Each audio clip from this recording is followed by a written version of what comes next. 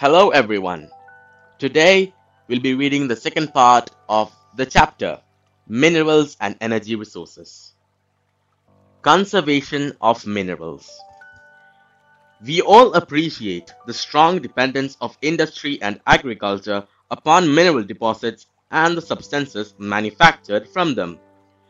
The total volume of workable mineral deposits is an insignificant fraction, that is, 1% of the Earth's crust.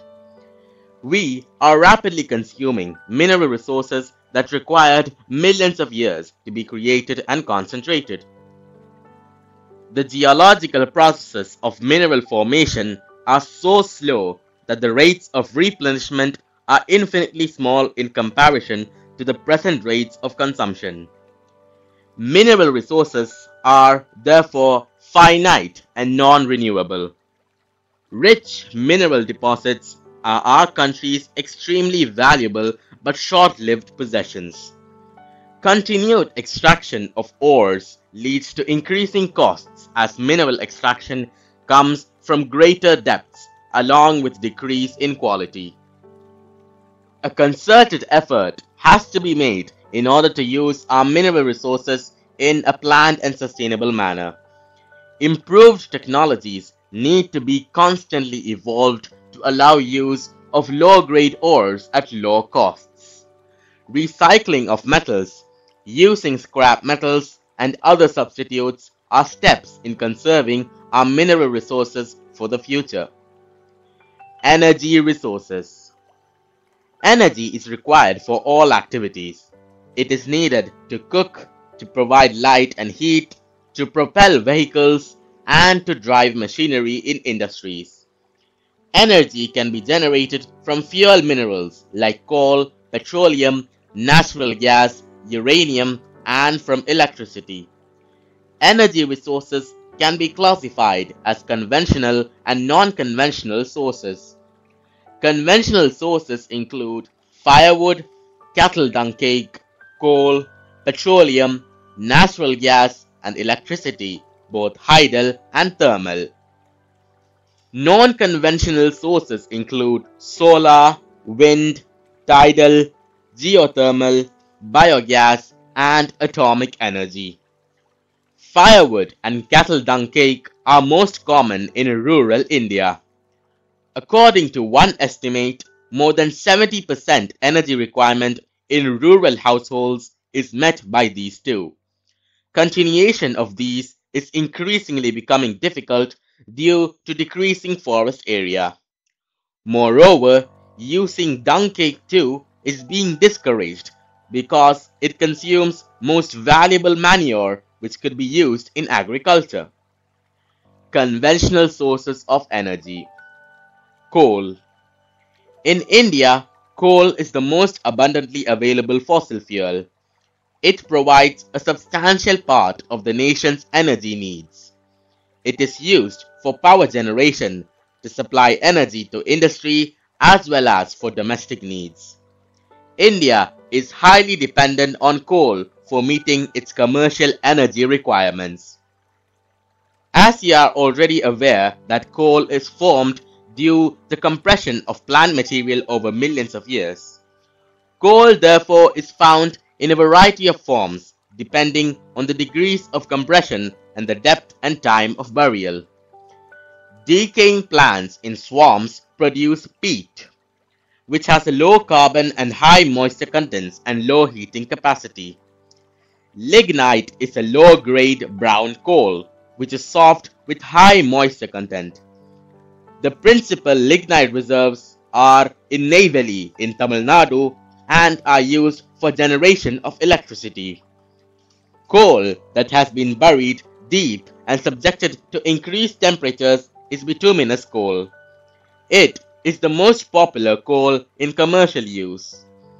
Metallurgical coal is high-grade bituminous coal which has a special value for smelting iron in blast furnaces. Anthracite is the highest quality hard coal. In India, coal occurs in rock series of two main geological ages, namely Gondwana, a little over 200 million years in age, and in tertiary deposits, which are only about 55 million years old. The major resources of Gondwana coal, which are metallurgical coal, are located in Damodar Valley, West Bengal, Jharkhand. Jharia, Raniganj, Bokaro are important coal fields.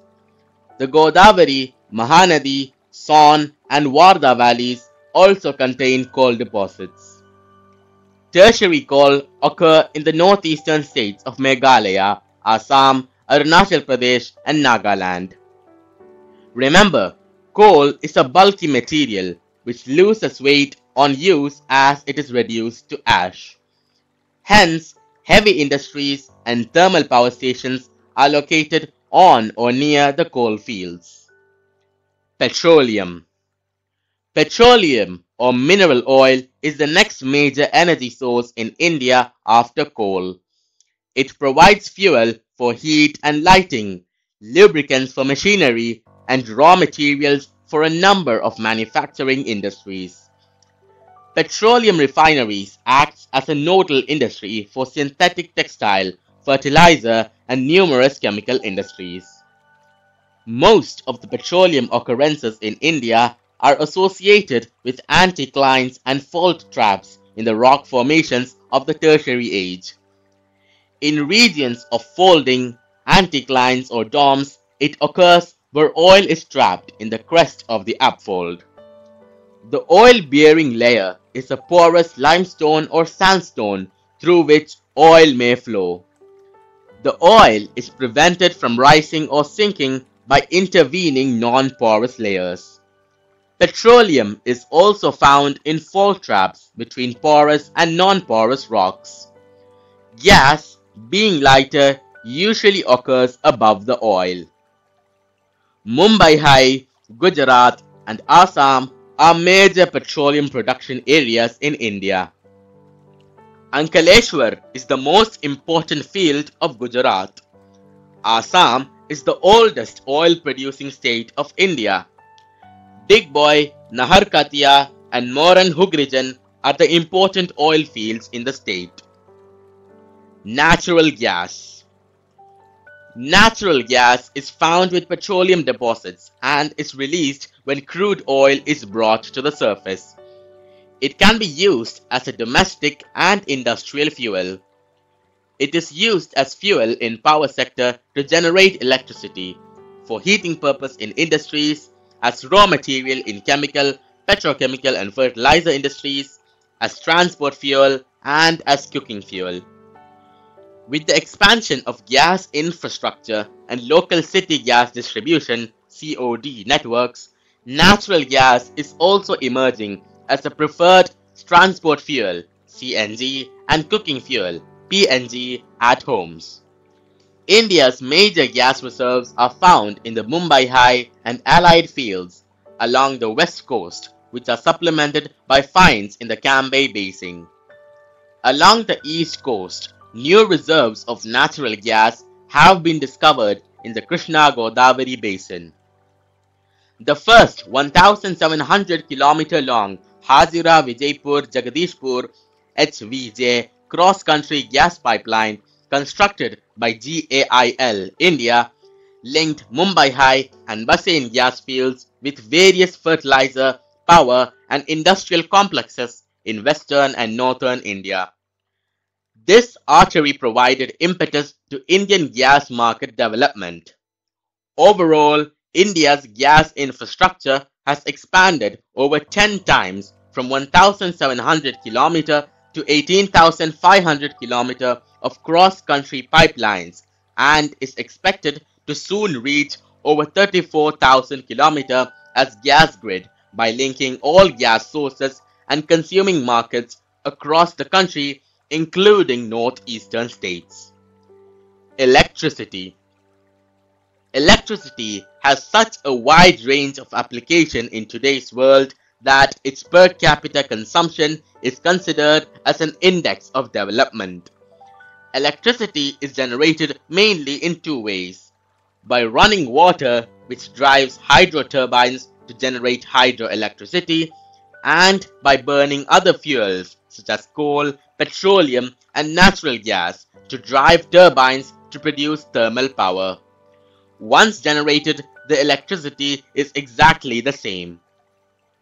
Hydroelectricity is generated by fast-flowing water, which is a renewable resource.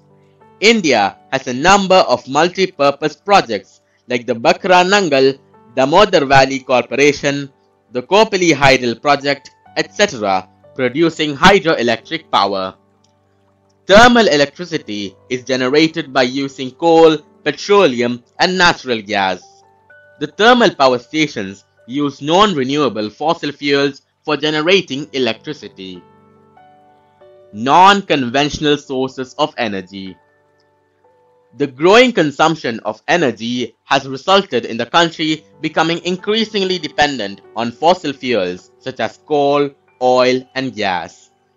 Rising prices of oil and gas and their potential shortages have raised uncertainties about the security of energy supply in future, which in turn has serious repercussions on the growth of the national economy.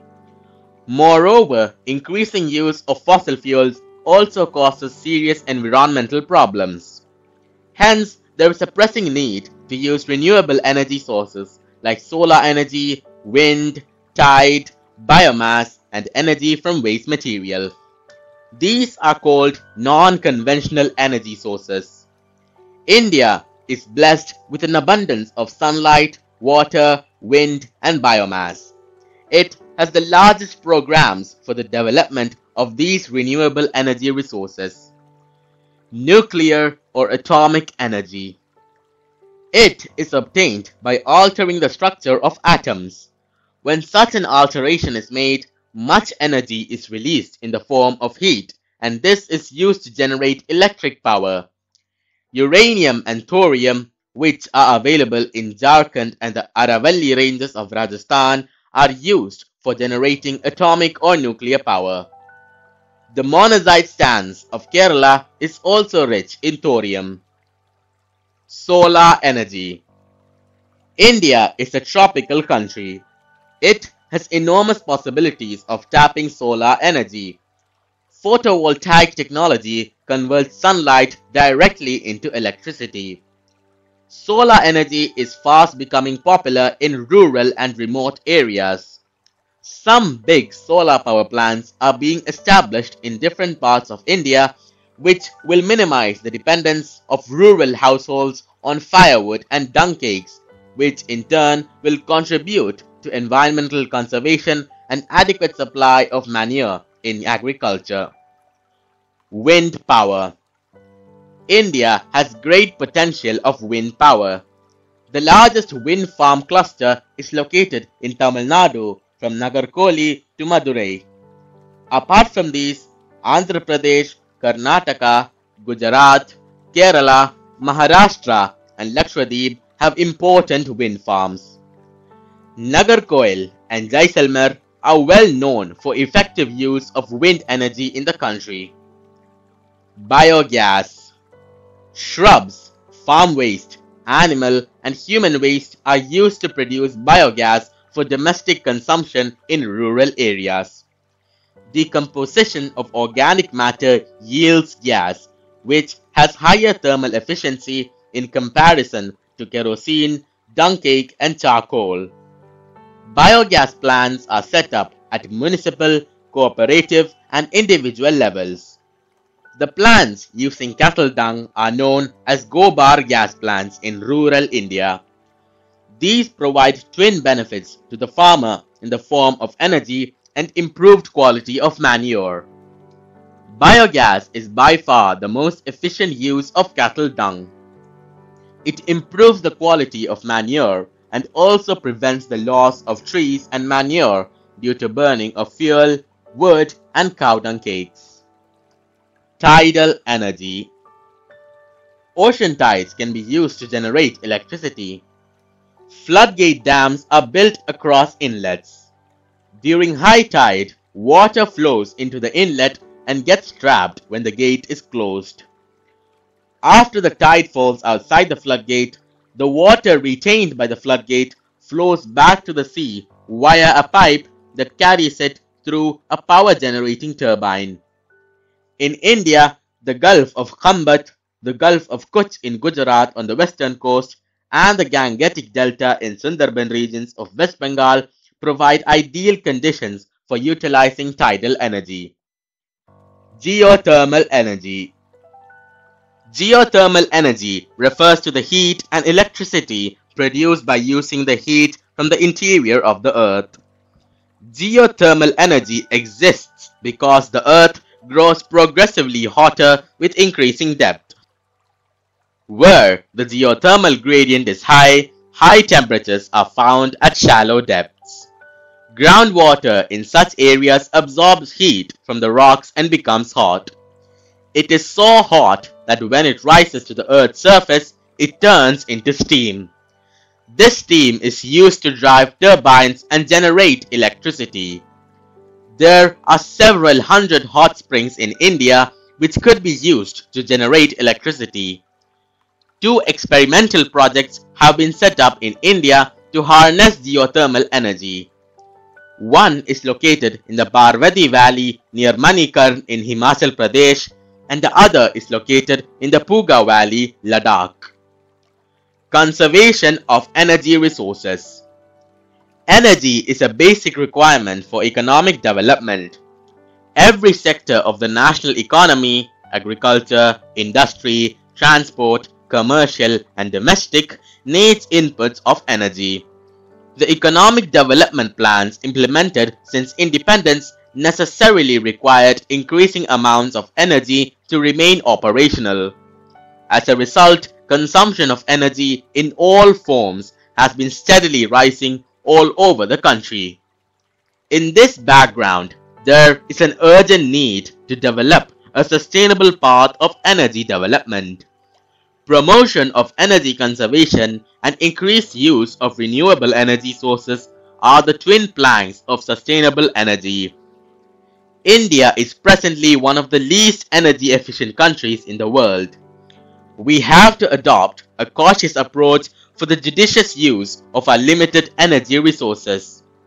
For example, as concerned citizens, we can do our bit by using public transport systems instead of individual vehicles, switching off electricity when not in use, using power-saving devices, and using non-conventional sources of energy. After all, energy saved is energy produced. And that is the end of this chapter. We will be reading the next chapter in the next video. Until then, stay tuned.